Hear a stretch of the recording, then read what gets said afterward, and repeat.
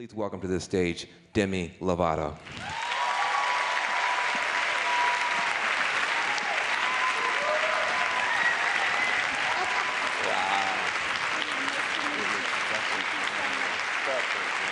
God, such an honor. Hello, everyone. Yeah. Yeah.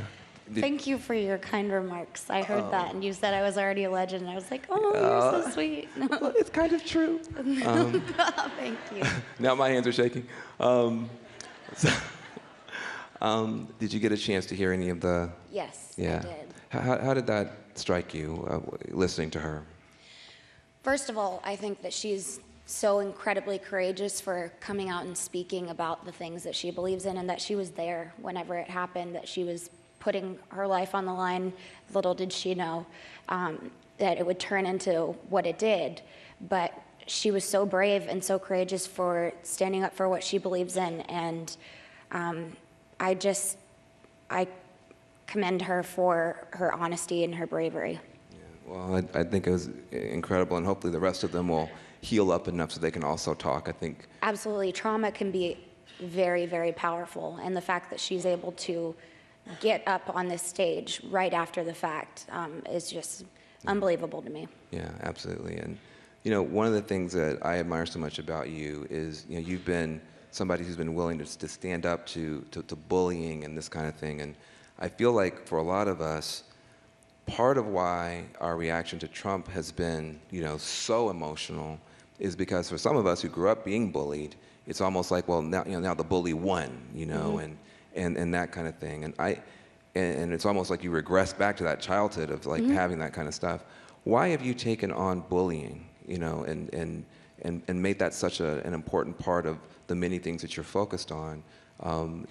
Just talk a little bit about the importance of people not letting young people be traumatized in the ways that they're being traumatized really all across the country. Well, first of all, whenever I was 12 years old, I was bullied in school, and this was the beginning of social media. And I remember being harassed online and through text messages and being verbally bullied rather than physically bullied. And it was so bad to the point where I actually left public school and started homeschooling. And I had wished that they were physically abusive rather than verbally abusive because of how mean they were being. And I resorted to unhealthy behaviors that I've spoken out about. And I still have some trauma from that because it was such a traumatic thing that happened to me in my growing years.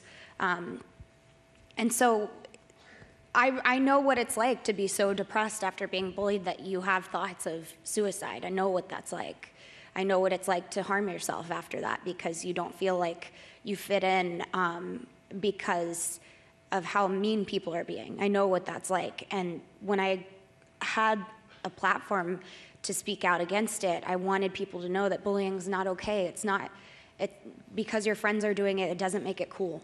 And I wanted the people that were being bullied to know that it's okay and you can get through it if you focus on something that you're passionate about.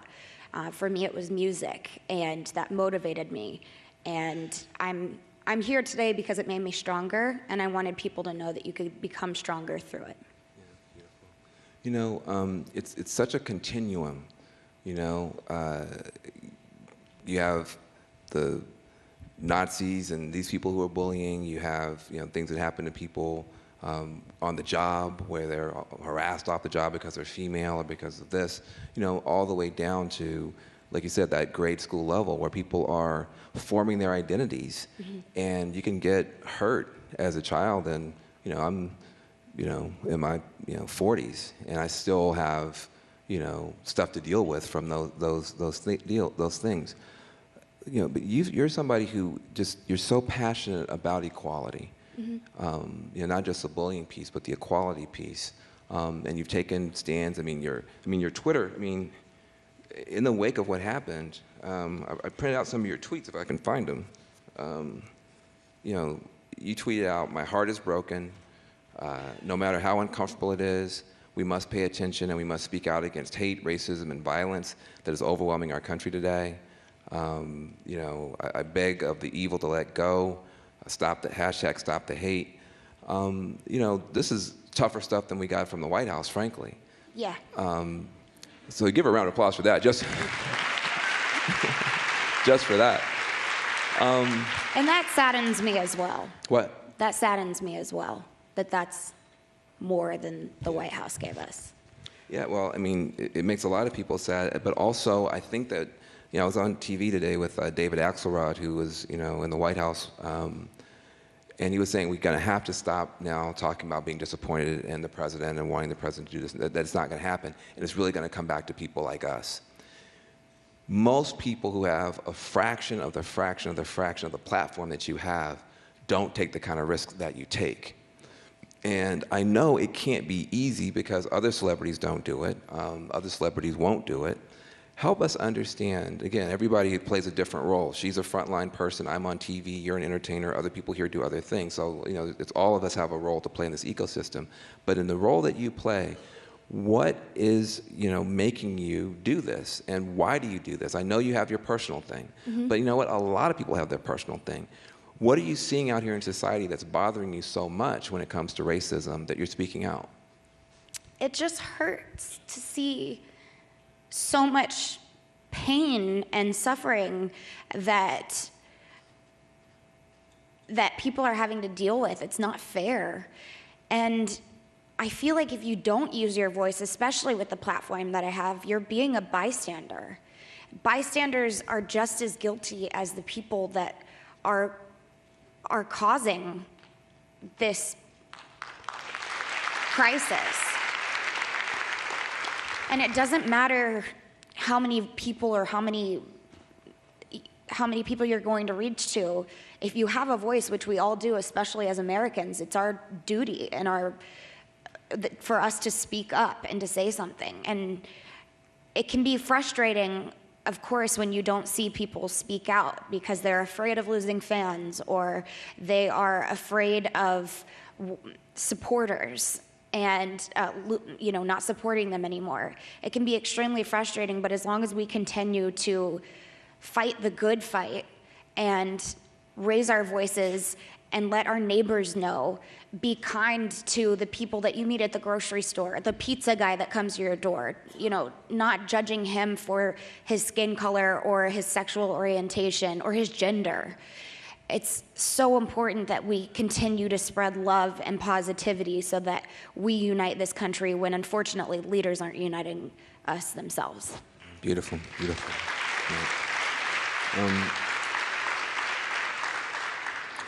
Last question, but it's an important question. We're here in Nashville. This town is full of weird people.